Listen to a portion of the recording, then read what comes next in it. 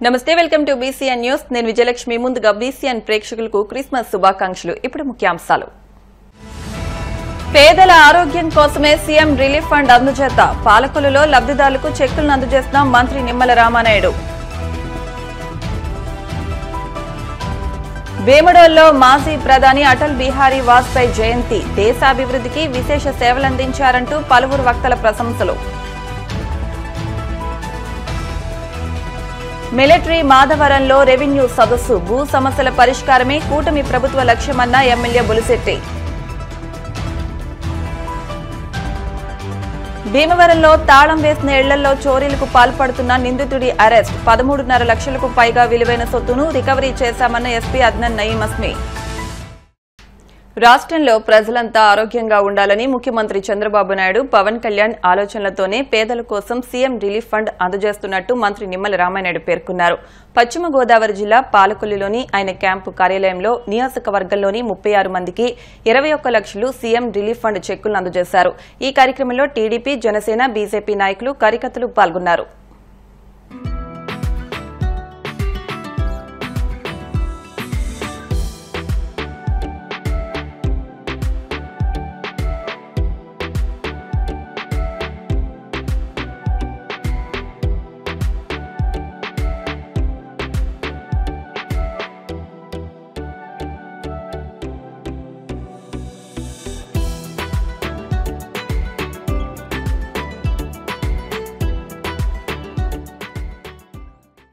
ప్రజల ఆశీర్వాదంతో ఒక ప్రజా ప్రభుత్వం ఆంధ్రప్రదేశ్ రాష్ట్రంలో వచ్చినటువంటి పరిస్థితుల్లో ఈ రాష్ట్రానికి 14 లక్షల కోట్ల అప్పు ఉన్నటువంటి పరిస్థితుల్లో కూడా ఈరోజు తెచ్చినటువంటి అప్పులకి వడ్డీలు కట్టాలన్నా తెచ్చినటువంటి అప్పుల్ని తీర్చాలన్నా మళ్ళీ అప్పు చేసి మళ్ళీ వాటిని తీర్చేటువంటి విషమ పరిస్థితి ఈరోజు ఈ రాష్ట్రంలో ఉన్నప్పటికీ కూడా ప్రజల ఆరోగ్యంగా ఉండాలి అనేటువంటి ఆలోచనతో ఈరోజు చంద్రబాబు నాయుడు గారు పవన్ కళ్యాణ్ గారు మరి నరేంద్ర మోడీ గారి యొక్క సహకారంతో ఈ సవాళ్లన్నింటినీ కూడా ఎదుర్కొని ఈవేళ ప్రజారంజకమైనటువంటి పాలన చేస్తున్నటువంటి పరిస్థితి అందులో భాగంగానే మీరు చూస్తూ ఉన్నారు నేను ఎక్కడో జిల్లా రాష్ట్రం చెప్పట్లా మన నియోజకవర్గాన్ని చూసుకుంటే ప్రతి వారం కూడా ఎవరైతే ఆసుపత్రిలో వైద్యం చేయించుకుని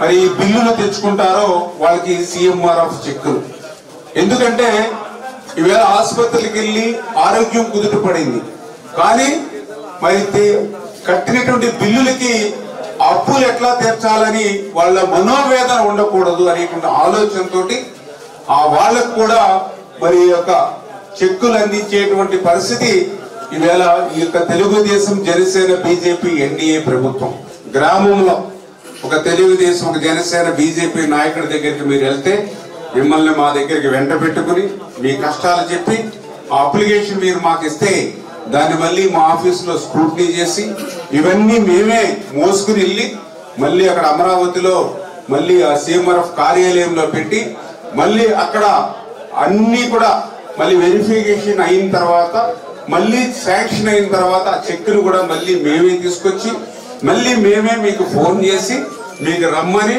మీకు ఇక్కడ మంచిగా టిఫిన్ పెట్టి టీ ఇచ్చి మళ్ళీ మిమ్మల్ని గౌరవించి మీ చెక్కు మీకు అందజేస్తూ ఉన్నాం అందులో భాగంగా ఈరోజు మరి 36 మందికి మరి 21 లక్షల మరి 36,000 రూపాయలు ఈ ఒక్కరోజు ఈవేళ సీఎంఆర్ఎఫ్ నిమిత్తం మరి ఈవేళ మీ అందరికీ అందినటువంటి పరిస్థితి అని చెప్పి భారతదేశాన్ని బలోపేతం చేయడానికి అభివృద్ది చేయడానికి అటల్ బిహారీ వాజ్పేయి తన జీవితాన్ని అంకితం చేశారని బీజేపీ ఏలూరు జిల్లా దళిత మోర్చా అధ్యకులు మత్తి శ్రీనివాస్ శాస్త్రి అన్నారు బుధవారం వేముడోలు బీజేపీ కార్యాలయంలో పార్టీ మండల అధ్యకులు ప్రవీణ్ పాటిల్ ఆధ్వర్యంలో మాజీ ప్రధాని భారతరత్న అటల్ బిహారీ వాజ్పేయి జయంతి వేడుకలను పార్టీ శ్రేణులు ఘనంగా నిర్వహించారు ఈ కార్యక్రమంలో తొలుత వాజ్పేయి చిత్రపటానికి పూలమాలలు వేసి నివాళులర్పించి స్వీట్లు పంచారు ఈ సందర్భంగా పలువురు మాట్లాడుతూ దేశ అభివృద్దికి వాజ్పేయి చేసిన సేవ మనందరికీ స్ఫూర్తిదాయకమని ఆయన చేసిన అభివృద్ది పనులను లక్షలాది మంది భారతీయుల జీవితాలను ప్రభావితం చేశాయన్నారు కార్యక్రమంలో నియోజకవర్గ కో కన్వీనర్ వెజ్ ధర్మారావు మతి శ్రీనివాస్ శాస్త్రి వి మూర్తి కల్లా రాంబాబు చీమల చిన్నారావు వద్దినీడు కపిరాజు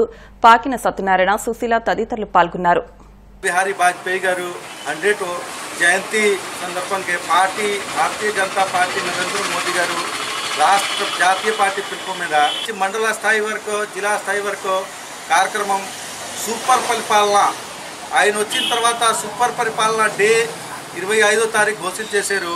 ఎలాగా ఇవాళ ఆయన జయంతి సందర్భంగా చేసుకోవాలని పార్టీ ఆదేశం భీమడోల్లో చేశాం.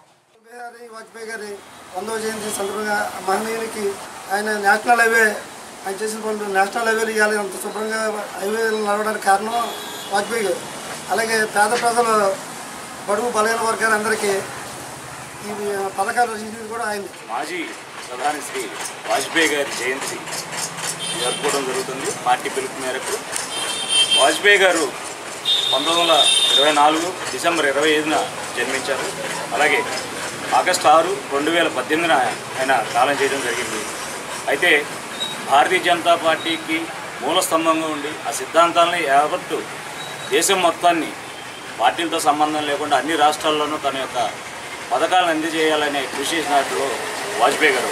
ఎందుకంటే స్వర్ణ చతుర్భుజి కానీ అలాగే ఈరోజు ఎంతో గొప్పగా చెప్పుకున్నటువంటి మన మహిళలకు ఇచ్చేటువంటి డ్వాక్రా గ్రూపుల వ్యవస్థాపకుడికి ఆది పురుషుడు అటల్ బిహారీ వాజ్పేయి గారు.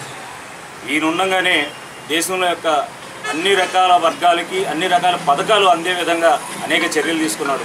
ఈయన రాజకీయ నాయకులకి అందరికీ అతీతులుగా నిలబడి ఆ రాష్ట్రానికి ఏమేం కావాలో అవన్నీ కూడా నిష్పక్షపాతంగా చేసినటువంటి ఏకైక వ్యక్తి ఆదర్శప్రాయుడు వాజ్పేయి గారు జయంతి జరుపుకుంటున్నాం ఈరోజు ఈ కార్యక్రమంకి ఇచ్చేసినటువంటి అందరికీ కూడా వారిని కలుసుకుంటూ వాళ్ళందరికీ నమస్కారాలు తెలియజేస్తాను. తాడేపల్లిగూడెం పట్టణాన్ని జిల్లాకు 2వ హెడ్ క్వార్టర్గా మారుస్తానని ఎమ్మెల్యే బొలిశెట్టి శ్రీనివాస్ హామీ ఇచ్చారు.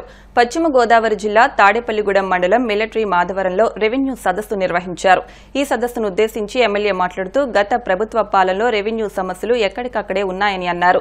భూములను అన్యక్రాంతం చేసేందుకు ల్యాండ్ టైటిలింగ్ యాక్ట్ను తీసుకొచ్చారని, కూటమి ప్రభుత్వం అధికారంలోకి వచ్చి దాన్ని రద్దు చేసినట్టు తెలిపారు. నియోజకవర్గంలో ఎవరికి ఏ సమస్య వచ్చినా తన దృష్టికి తీసుకొస్తే పరిష్కరిస్తానని అన్నారు. ఈ సదస్సులో పలువురు ఉద్యోగులు, కూటమి నాయకులు పాల్గొన్నారు. ఇప్పుడు వరకు మన జేసీ గారు స్వయంగా మీ దరఖాస్తును స్వీకరించి ఆయన లెవెల్లో ఉన్న పనులన్నీ కూడా చేసే విధంగా ఆయన అన్ని ఏర్పాట్లు చర్యలు కూడా తీసుకోవడం జరిగింది.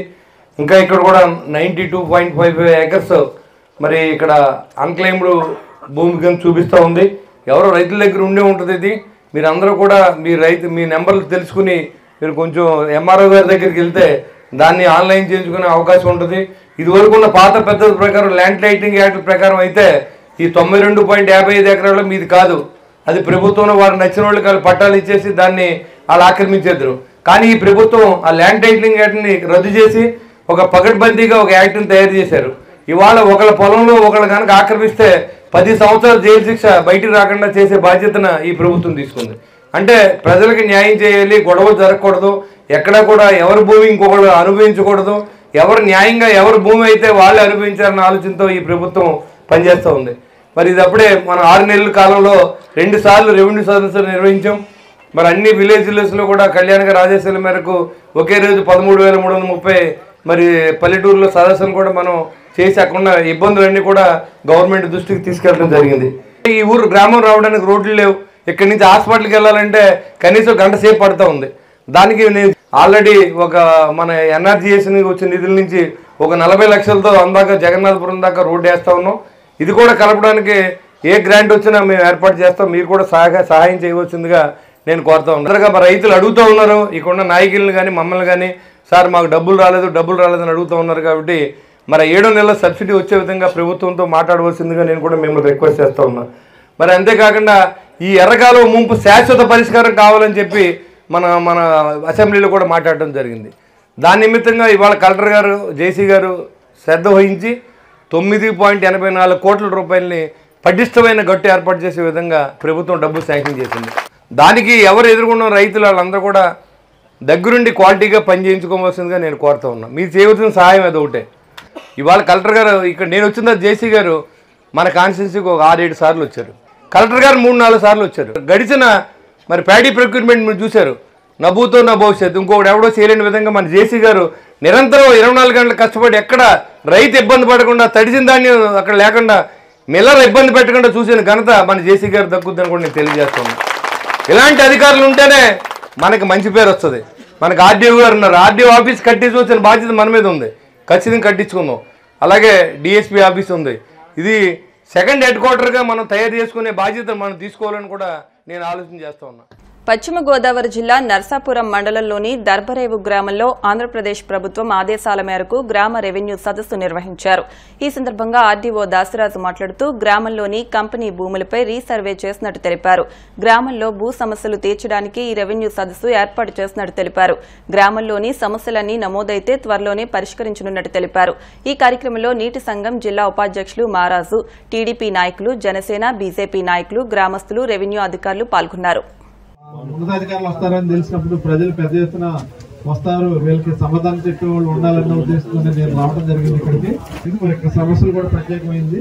కారణం ఏంటంటే ఇది కంపెనీ విలేజ్, ఇది కంపెనీ ల్యాండ్స్ ఉన్న విలేజ్. ఇది మరి పెద్ద ప్రాంతాలన్నీ కూడా కంపెనీ ల్యాండ్స్ ఉన్నాయి. ఆ కంపెనీ ల్యాండ్స్ కూడా మనకి మీకు కంపెనీ ల్యాండ్స్ లో 1700 ఎకరాలు చల్లరు మీకు రైతు వారి పట్ట ఇవ్వడం జరిగింది. మిగిలిన భూములకు సంబంధించి కూడా మీకు కొన్ని డౌట్లు ఉన్నాయి. దీనిలో ఇంకో కొంతమందికి అవ్వాలి, కొంతమంది రిజిస్ట్రేషన్ అవ్వలేదు అని, అదేవిధంగా గ్రామంలో ఉన్నటువంటి ల్యాండ్ కొంత ఇంకా కంపెనీకి దఖలు పడలేదని, అంటే కంపెనీకి దఖలు పరచాలో మళ్ళా రైతులు ఉంటే రైతులకు వస్తుంది.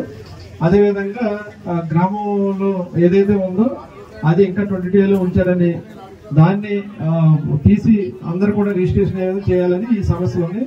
దాంతో పాటుగా రైతు వారి సమస్యలు, రెవెన్యూ సంబంధించి మెయిన్ రెవెన్యూకి అయితే ఇవే సమస్యలు.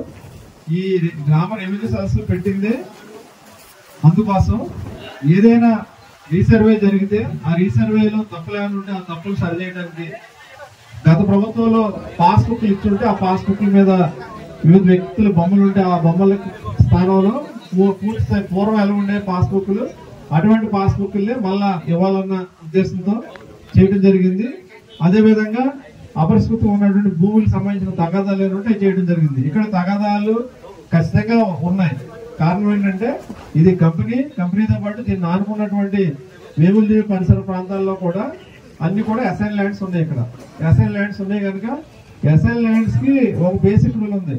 అసైన్ ల్యాండ్ ఎప్పటికీ అసైన్ ల్యాండే.